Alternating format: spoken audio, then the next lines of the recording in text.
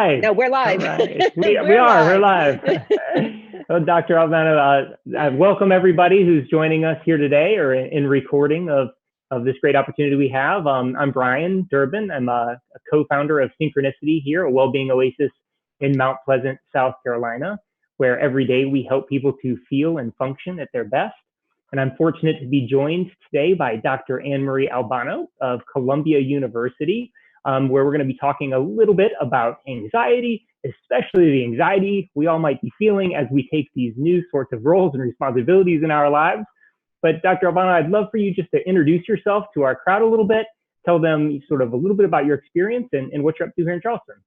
Yeah, great. Good morning, everyone. And I know there's been a bit more anxiety than even the usual with tornadoes happening this morning. So I hope everybody is okay, and that this has passed you by now. We're getting it up in New York where I'm sitting right now in my house. And so, yes, I want to talk about what I'm doing first. I'm a clinical psychologist, spent the last 30 years in my career focusing on the treatment of anxiety and depression, largely in children, adolescents, and young adults, but also adults.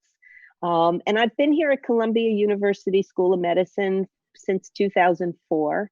And in this capacity of having been working in this field, I met up with Brian and with other members of the community down in Charleston, and we hatched an idea that came out of the work that's being done by a family foundation and MUSC. And that is to bridge the gap between wellness and mental health.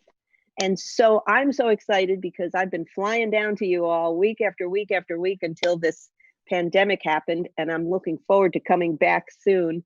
We are opening up a program, a center called Modern Minds, where we are going to be very much the integrated wellness and mental health program to get people who have fallen off their baseline because of anxiety or depression, not just back to doing okay, but flourishing to living the lives that they want to live, a truly valued, driven, active life that will bring people, I think, much reward and wellness and health for the long term.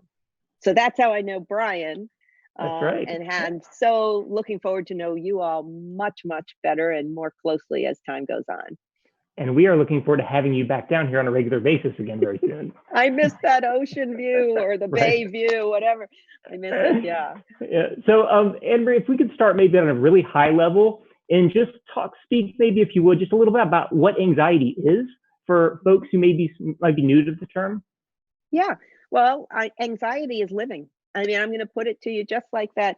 We are fortunate that, we're living beings who go through the world with eyes and ears are wide open as much as we can. And we feel from moment to moment, we feel through the course of our day, from the moment we're aware that we're waking up to the time where we're ready to go to sleep at night, we feel. And what are basic human emotions and feelings, we know anxiety is one of the main ones. Anxiety works on, for us, that fight or flight response. That is there something I need to take care of right now that if I don't, something bad will happen? And it also works on the what if of the future. What do I need to get prepared for down the line? So everything from looking two ways while crossing the street so you don't get run over, to paying your bills on time, or for kids getting the homework done. Anxiety is there to help us make it through our day and through life, and stay safe. Got it. So it has this really basic functional purpose in our lives, right? To help us operate as best we can. Right? It absolutely does. And I have to say, so do other emotions. I mean, Right. sadness, which is another normal human emotion. And, when we have losses, we should feel sad or do feel sad. Upset, irritability, anger when things go wrong. It's okay to feel. That's Right. part of who we are. But the Right. thing I try to tell folks, and kids get this well, we all have emotions that we want to keep in our carry-on bags and be able to put them in the overhead bin. All right. when they get to be out of our control, when they're too much and they're falling out of the overhead on people's heads and on yourselves, that's when things can be problematic. So anxiety is there to motivate us and keep us safe. But when it gets to be too much and it manages us too much, then it could be trouble. Got it. It manages us. Can you maybe help me understand that a little bit more? Yes. So when we let our anxiety run over us, this is where you can't stop worrying. And in the case of, for instance, if we're talking about children, these are children who, no matter how much reassurance you give them, yes, it's going to be okay. That's just fine to do it that way. Oh, yeah, you're safe. We're okay. You've got it all done for schoolwork. You don't have to go further. These kids, they never seem to be reassured. They're always asking, yeah, but what if the teacher doesn't like this paper? Or what if my friends won't want to do the things that I want to do at the party? Or what if we go on vacation and someone gets sick and there's no hospital around? They're constantly worried. Okay. And so when it gets to be too much, you can't take things as they are and relax. And it gets in the way of your ability to problem solve if there is something going on. Got it.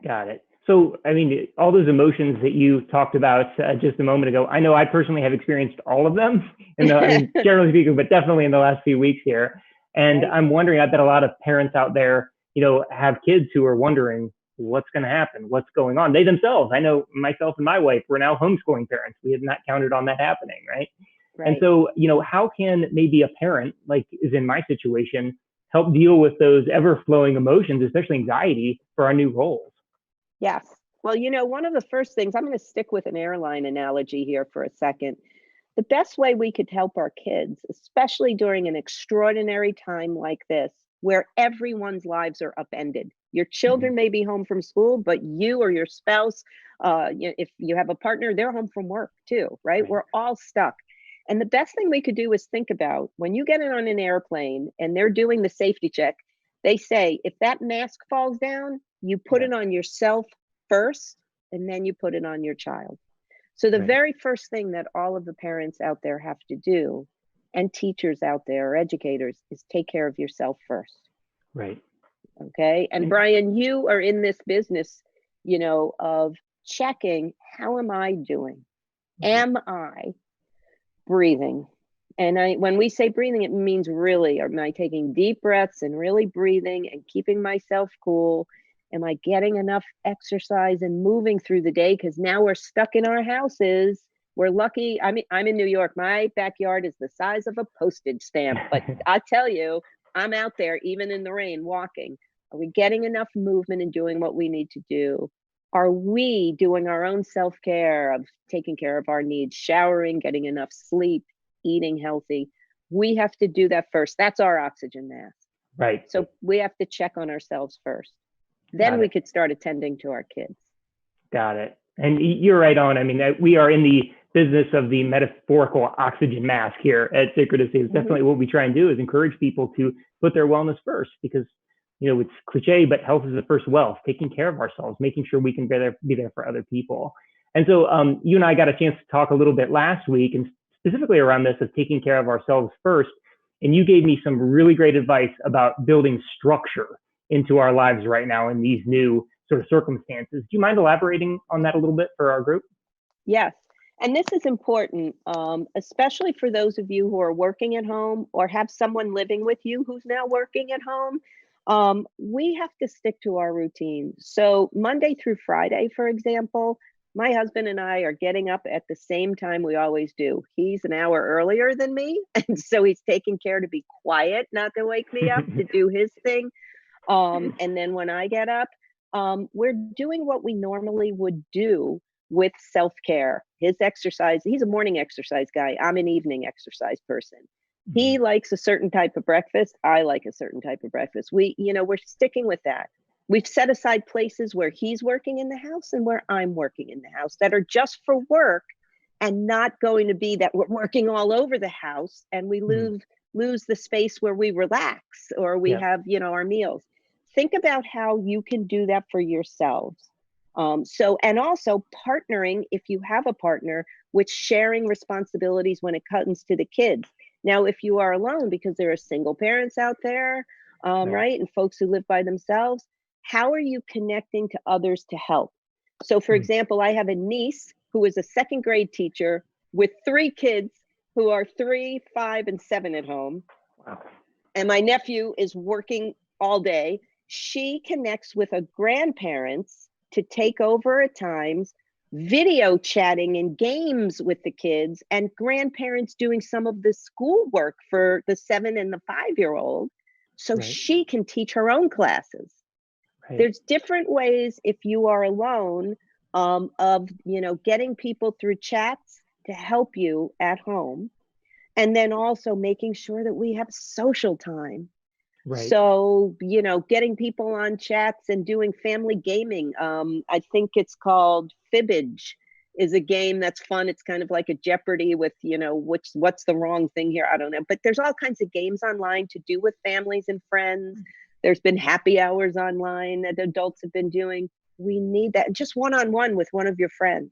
We need that time. So please, parents, please make sure you're doing this for yourselves. Absolutely. So, and you could probably add to that, because you work in this field. So, oh my gosh, yeah. There's so many wellness things that don't take up a tremendous amount of time or expense, that we can incorporate in a systematic way into our lives, that just make a giant difference, especially as these emotions sort of come and pass through us, and all this sort of uncertainty that we're all experiencing, for sure. Everything from nutritional changes and adaptations to exercise to mindfulness exercises, a host of apps, to working on your relationships with people. And in fact, truly, during this, I have been so taken by the adaptability of we humans. It's incredible watching us adapt to these circumstances. And yes, it's a challenge, but oh my gosh, can we step up to it and create in this environment? It's really kind of invigorating for me to see. Very good. Yeah. That's right. So my next question would be, because I know you've dealt a lot with sort of school refusal behavior. And so now that's one thing when I'm trying to get my child to go to school. It's entirely another when school exists between the bedroom and the kitchen table. So do you have any advice for parents, who are trying to get structure back into their children's lives? And boy, they're really meeting up with a challenge. Yeah. Well, this is a very tough time. And when it comes to children who have different learning or emotional challenges, one of the sad things in a way, and also on the other hand, the flip side of that is an eye-opening and enlightening thing for some of the parents I've been working with. They're telling me, now I understand more of what happens in school with my child who has very great difficulty controlling their behavior and sitting in their seat, for example, or my child who has anxiety about school work. Parents are seeing a bit more of this where they hadn't necessarily recognized how it revolves around the day-to-day of school. They certainly have their brunt of it. When it comes to children, for example, with learning issues, whether it's a learning disability, again, ADHD type work and ADHD such, parents there are seeing that it's a bit harder to structure them. So what we need to do is, number one, be in good contact with the school and push to talk to the school to find out what are some workbooks, what are some plans, what's some online resources that will help me to help my child. Because kids may need smaller breaks than what you think they're capable of, because they're at home and because at school they usually build in some of this for them. So that's number one. Make sure you're giving your child only what they can bite off, and give them a break. And use if you do this, then you get that. If you work for 15 minutes on this worksheet, then I'm going to give you 5 minutes, 10 minutes of you and I doing jumping jacks or playing a game or something, trying to do things like that. When it comes to school refusal, this is the tough one, because these kids have been waiting for a pandemic to happen, because it's like, I don't have to go. And not only am I not going, I'm not doing it at home either. So again, I want parents to know it is okay to use reinforcers. Parents like to ask me all the time, but am I bribing my child? It's not that we want you to promise the world and give big things, but what they naturally want or work for, you only make available if the child is compliant with what's the minimum of what you need them to do. And again, It may be, I know you don't want to go to school. We're home right now. I need you to read in this, book that's been assigned, and you're going to do, a couple pages a day and write a little paragraph. If you do this, then you get time on screens. Right. We have to do that kind of thing. And at the same time, we have to be thinking with the school personnel and mental health professionals as needed. What are we going to do when the stay-at-homes are lifted? Right. It's such a good point. And in the moment, it can be so challenging for us, when you're in the midst of that and, you're wondering about, am I going to be employed next week, right? Am I going to get through welfare to the welfare check today? Is my check going to come from the government today, right? You're overwhelmed. Is my parent going to get sick? Or we have all that going on. And to remember these sorts of really practical bits of information, for me, I find I always have to plan it out. If this happens, this is the approach I'll take, right? I will physically write it out beforehand, and then it's sort of there for me when I'm experiencing the challenge in the moment. I don't know if that makes sense to you, but it's something I've used for a long time. It does make sense, and it makes sense to kids. And actually, one of the things that we've been doing too, and again, I have to give my second grade teacher niece a lot of credit for this. She has helped me to see making a visual sign of the daily routine for each of your children and posting that at home and having them make it with you. Even she had her little ones, she helped the 3-year-old, but make their signs of what their schedule is going to be. And then also she has a reinforcer chart hanging up for each of them, right? So what they need to accomplish each day, and then what is going to be their unique for that child extra 15 times of minutes of just time with dad, let's say, playing a game or whatever it is. At the same time, parents, let's think about what can you let go. Yeah. In a way, you want to choose some of your battles at this point, and especially when you have multiple children at home. So we don't want there to be added tension where there needs to be, because we're trying to over control everybody. Some things we have to let slide a little bit. And, again, the 3-year-old in my niece's house refuses to wear anything but a pair of underwear. So every picture I have on Instagram of this kid, she is topless, whatever. But they're not going down that route right now. They'll get to that later. Right. And I think when we're, as you said, picking our battles, it's so important that the wellness tools of putting on your oxygen mask, back to that point, is so important, because then we can actually maybe take a step back, take a breath, and it gives us a little bit of space so that we can effectively choose which battles we're going to fight, whether we're going to force the shirt on or if we're going to go to some other, that's really great insight. One thing I'd love to share with everybody is you gave me a great tip this past week when we were talking, and you talked about structuring independent time with my kids where they actually lead the way, right? They control everything. And so I spent probably 20 minutes with my daughter and we played make-believe. She's 8, using these figurines, and I didn't control anything. She controlled everything. And it was stupendous. Afterward, her affection, the joy of being there and feeling in control of something was incredible for her. And I just love for you to share the importance of that with everyone else. It was so influential in my life. Yeah. And I'm so glad that went well, because, the thing we have to bear in mind is anxiety is heightened by the experience of us not knowing what we can control and feeling we're out of control, and we can't predict when things are going to get back to the way they should be or what bad thing will happen next. Right. Uncontrollability and unpredictability. And so this makes things worse. For kids, first and foremost, when they can know what's going on as best as they can understand it, that's important. But the other thing that happens here is when they can have time with you where they could just be the kid. And this comes from a lot of research that was done, and the basis of what's known as parent-child interaction therapy, where parents, we start with teaching the parents to just let the child direct the play. Right. No judgments like, oh, why did you put the red block on the blue block? No control here. Let me do that for you.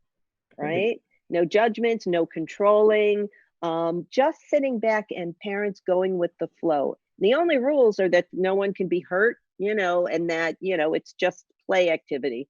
And so by doing that and giving each child 10 to 15 minutes a day of that happening, it helps them to feel that you love them dearly, that you're there for them, that they can be safe around you, and that you're listening to them. And that then just gives a great sense of stability to little kids' lives that are very different, in the moment. And parent-child interaction therapy builds from that for children who have aggressive or conduct-related issues, but also for anxiety. We teach parents to use that as a frame, and then how to give labeled praise. I like the way you built that house. Oh, that's so helpful to me. Thank you for helping your little sister with that task. We build on that as we move towards how to help parents then to control more difficult situations in the home. Absolutely. I'm curious to maybe people out there wonder what signs should I look out for right now as we're going through all this that might tell me anxiety is really becoming a problem and I need to do something else for my child? Yeah. So there's a number of ways that anxiety manifests itself. One of the things, of course, is your child saying things that maybe they hear that they pick up somewhere and don't understand, or they're imagining things like, "Are you going to get sick and die?" Look, there are people who are out there we know who are on the front lines in healthcare, but there's also our grocery store clerks who are working and keeping going. There's people who are in service positions all over the place, and they have to go in, police and firefighters, you name it. And kids are seeing and picking things up, even little ones. So the question number one for children is, am I going to be safe? And are you going to be safe? Right. So we have to help kids to hear, factual information. So if you get a lot of questions, that's one thing. Second, so what if? Second thing, if you see a change in their behavior, that they're not sleeping well, they're more irritable, they're more clingy to you. Also, if they're a lot of breathlessness because they're actually shaking with panicky and being panicky. And no matter what you say or what you try to do, it doesn't reassure them. We might also see kids who tend towards obsessive compulsive behavior, much more rituals and needing things a certain way just right because they're trying to gain control. Right. And then, there are people, especially here where I am right now in New York, who are experiencing tremendous losses. Right. So if loss is affecting families, and when I say losses, let's bear in mind that I just suffered a loss this week of my uncle who went into the hospital for a heart attack and then developed complications. It wasn't COVID. People have medical issues going into hospitals. Right. And if the family can't be with them, it's tremendously upsetting. Our kids feeling this, and they haven't been able to say goodbye to grandma or grandpa. Excuse me. I'm not getting choked up. It's just talking. I appreciate you sharing. We have to watch. Yeah, sure. So we have to watch how are kids dealing with what is maybe hitting home. So are they withdrawing from you? Are they crying a lot? These are the things we want to watch for, that maybe they are experiencing things much more intensely and they need some help. Got it. And is there sort of a time frame on when I would go, or severity of symptoms, when I would go and seek out a professional to help us through it? Yeah. So first thing I would say to parents is there's many online resources actually that for right now, at least, will help guide you in seeing, is this too much? And what might I do at home to try to help my kids? And so Brian, I think we could put some up on the web and such, but I've done a lot of webinars with colleagues on helping to structure the home, how to deal even with loss and sadness, various things, and others are out there. But you shouldn't get overwhelmed with this, and you shouldn't feel that you are alone, because one of the side benefits maybe of what's happened in this pandemic is that online mental health services have come alive. Really? And there's so much out there now. In fact, even many states have reduced their restrictions on providing care across state lines. So there are counselors, and I'm sure MUSC is setting up many resources in the area. As I would imagine, just the State Psychological Association in South Carolina, but across the board. Go to the Anxiety and Depression Association of America, ADAA.org, and you can find a therapist there and a child therapist. If you can't find someone local, there's plenty of people to reach out to who will give you some guidance and actually see you and your child, just like we're doing this in a safe, secure, confidential web link. Oh, that's great. What a great resource for people.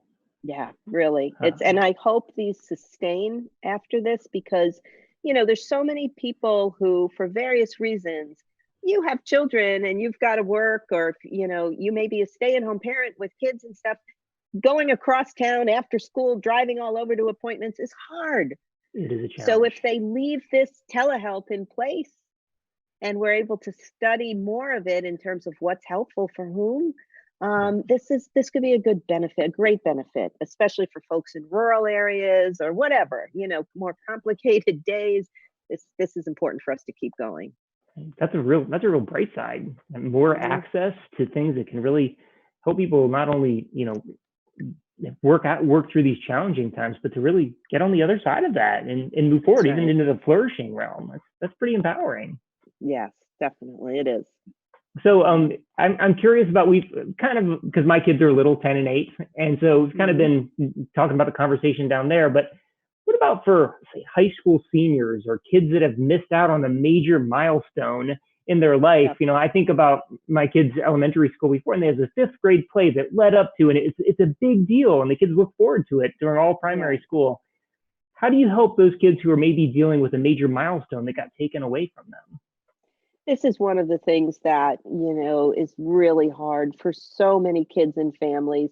You've been raising these children, and whether it's even if it's the preschool to kindergarten graduation, but especially these milestones like 8th grade to high school to college, college graduations and such, they're hurting. They've worked hard and been looking forward to this. So that's one thing is, there's major milestones that are now sort of shuttered. And so what we have to do is first take stock, and is the school and the community around those kids doing something together? And I know there's been a number, I've been getting invitations to online graduations, and definitely will attend. I've got an invitation that's amazing to a dance recital from one of my clients. She's 7 years old and she's a ballerina, and they are going to be doing it online. And so you think about this, schools and organizations are thinking through how to make something online for the kids to be, whatever the milestone is, to have that. At the same time, the families can gather ways at home and bring in the relatives and stuff and do something on their own, and put a performance together, a video thing on my child's life, and you could and celebrate them in that way. And then we do have to, and I know school personnel and the administrators all around are thinking through how to commemorate once the stay-at-homes are lifted, what can be done, which is tricky, because if they're lifted here during the summer, of course, summer plans. Now, many families, this is another thing, just as a family, are having to cancel summer plans. Yeah.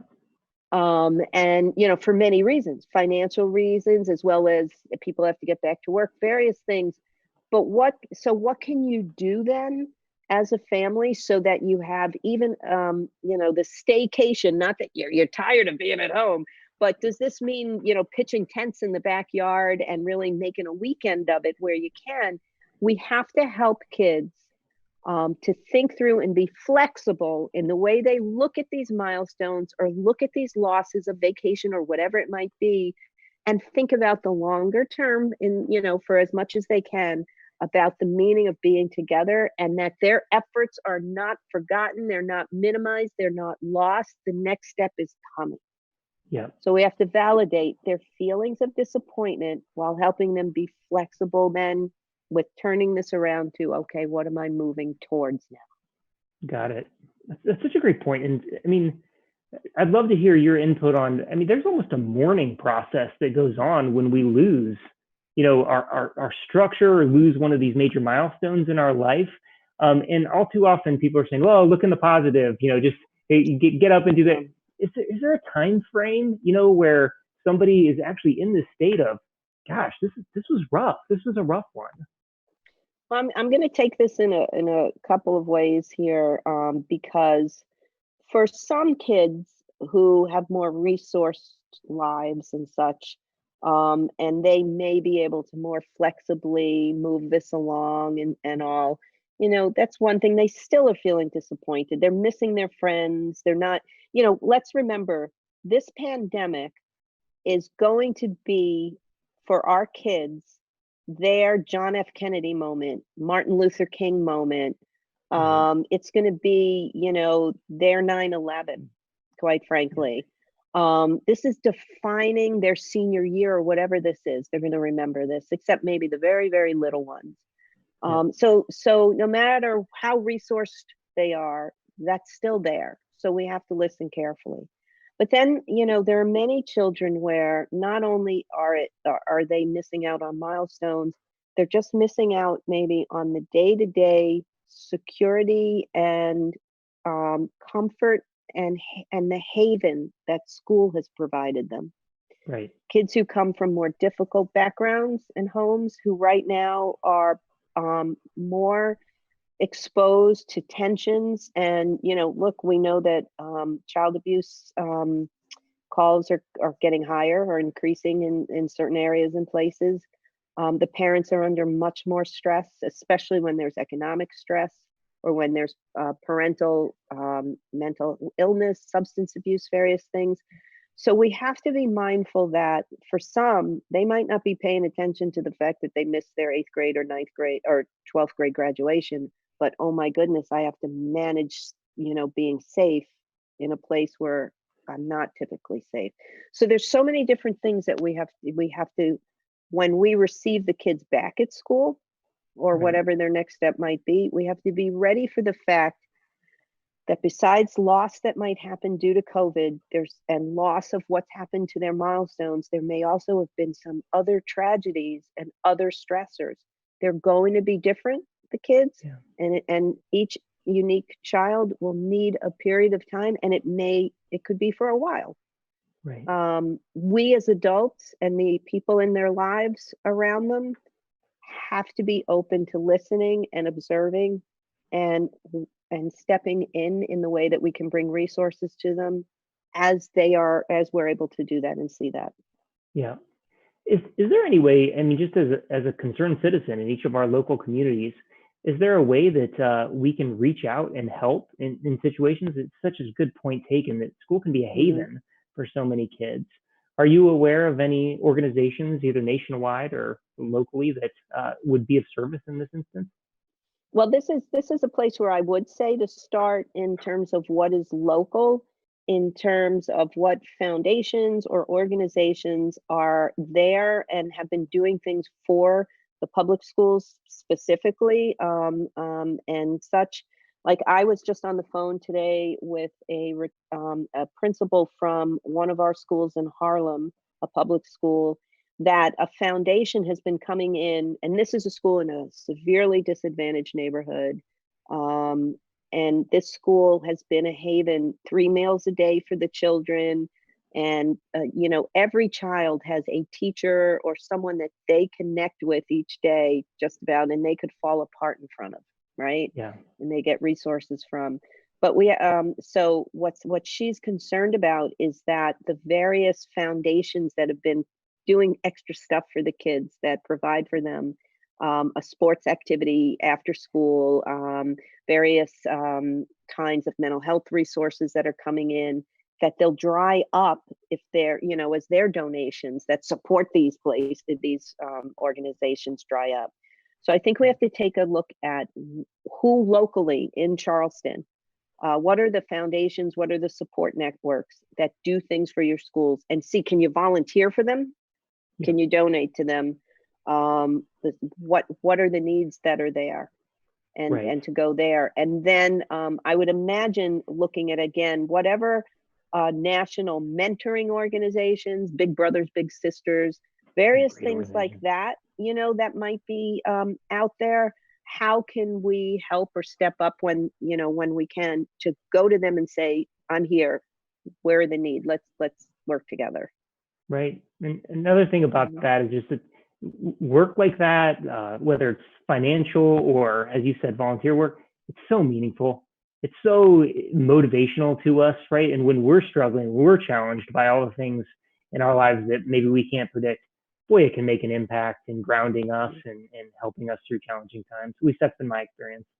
Yeah. Well, and that's actually an important thing, Brian, that you bring up, because one of the other things during this time is that kids, if we can direct children in your homes to doing something that could be meaningful to the people who are being impacted by the virus, that helps the kids to feel that they are doing something constructive and helping.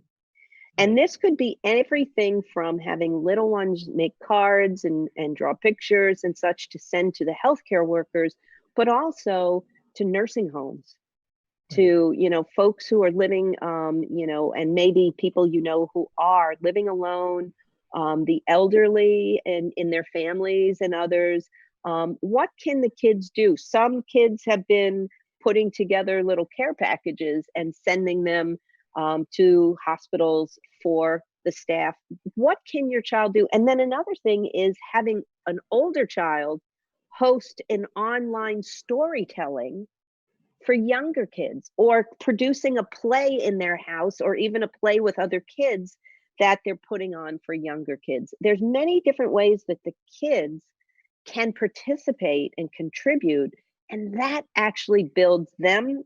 That makes them great citizens of the world, but also gives them a sense of, yeah, I did something important and needed and for someone else here.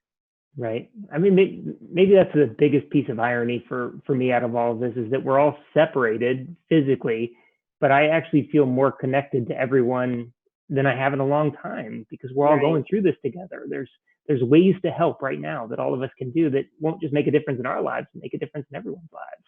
Yes, that's so true. That's so true. I'm curious as to people. There's a lot of people that are really going, when is this going to end? Right? When is this? And they're almost overtaken by I just need to have a date. I just need to have a date.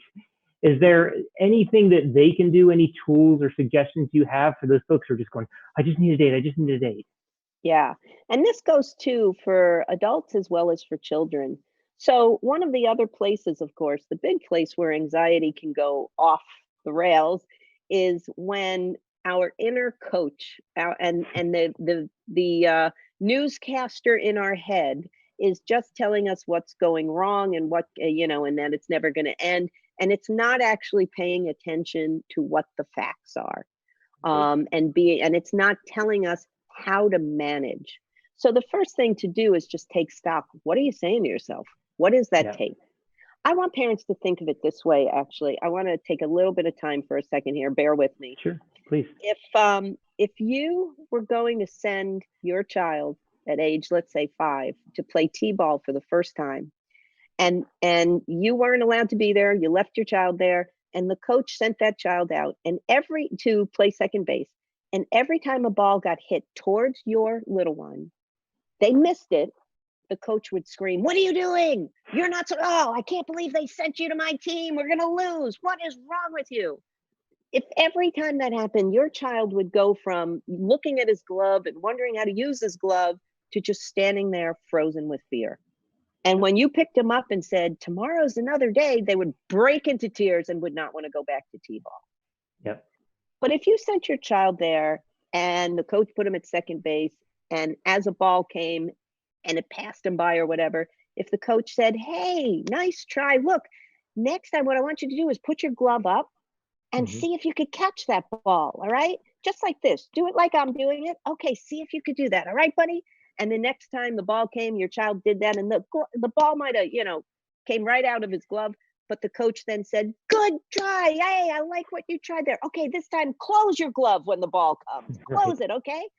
Now, if that happened and you had that kind of a coach, Then you say to the child, tomorrow's T-ball, they're going to go, okay. The question is, which coach are you? Who are you in your head to yourself? And who are you with your kids? Really good coaching is someone who doesn't focus on what goes wrong, but looks at it and says, okay, how can I do this differently? Right. Allows practice and time to adapt and to try again and again and adjust things as time goes on and you gain new information and you gain new skills. Mm-hmm. So we've got to be that kind of coach to ourselves. Not to go down doom and gloom and this is we're losing the game and the end of the World Series, it's done. We're, fold up the franchise, but rather how do I build up? So there's a wonderful app called Mindshift from Anxiety Canada is the organization. I'm actually doing a webinar with them on Thursday, I think. Mindshift, it's excellent. And it leads you through cognitive or thinking strategies to change from negative to problem solving, focused, what's in my control, how to make changes. And remember, what is in your control is how you react, how you set up your space and such. You can't control what's going on in the larger world. Yeah. Right. And then giving chances to your kids and to yourself for messing up. It's all right, and rolling with that. So that's one of the things I would say is pay attention to the inner coach. Right. And especially when it comes to yourselves and kids, validate that it's okay to not be your best right now. It's all right. You can roll with that. Such a great point. I know my inner voice or my inner monologue critic would not get a little league coaching job. Like they're definitely just I doubt not that. happen. Right? I know. I've listened to you coaching. I don't know about that. But you do bring up the point. What we say to ourselves is different a lot of times than what we say to the kids. Yeah. Right. And one of the tools that I've used over the years that helps me to sort of not disconnect, but give myself some space from that inner critique is really if I can put myself and think about my actions through the eyes of somebody who I know loves me, it gives me a little bit of space from that, right? So especially when the mind's going, when is this going to end? When are things going to get back to normal? I can't handle, another day like this. I can't, because it can get going pretty fast. Just to be able to step back from that inner voice is so powerful. Right. And there's another little technique here. Just sit in a chair and pull up a chair in front of you facing you and let your negative voice talk and then get in that other chair and now be the person who's the rational, realistic voice to respond back to yourself. We call it the empty chair technique. And you go back and forth, challenge your negativity with what's factual. Watch, and look at the CDC website. Turn off the news. Don't pay attention to anything else. Just get the factual information. Listen to your local doctor, MUSC folks who are giving factual information. Know that we've got to ride this out. It's going to be a while, but stick with that and stick again to knowing how you've coped with things in the past that you can cope now. Yeah, absolutely. One of the last things that I kind of want to leave people here with is I read a great article in the Wall Street Journal last week, written by a psychiatrist at Harvard, and he just talked about the lessons that he learned caring for his wife when she had Alzheimer's towards the end of her life, and Arthur Kleinman. That's it. Yeah, his book is amazing. Is it? It's amazing. Yes. Well, it was truly an incredible article, and in it, he talked about how their entire lives was shifted during this, but through the rituals and bringing really mindful attention to so many things, the lunches that they prepared together, the things that they did together was just so massively influential in those years. And he's carried those forward now into this new thing at 79 years of age, and how influential that is in him getting up and having these things that really move him forward in the day. Yeah, we were just so fortunate here in New York to have him come and speak to us before this happened, back in February, I think it was, when he was here. And I mean, I think it was a game changer for all of the people who are caretakers, because, they were doing their jobs, and now it's like really being present for that person. It's so important. And look, little things in your home right now with your kids, from baking cookies with them to, again, playing the 45th game of sorry. All these things, if you do it in such a way of being present in the moment, is so much more meaningful and peaceful for you, and allows us to have gratitude for these little things in life.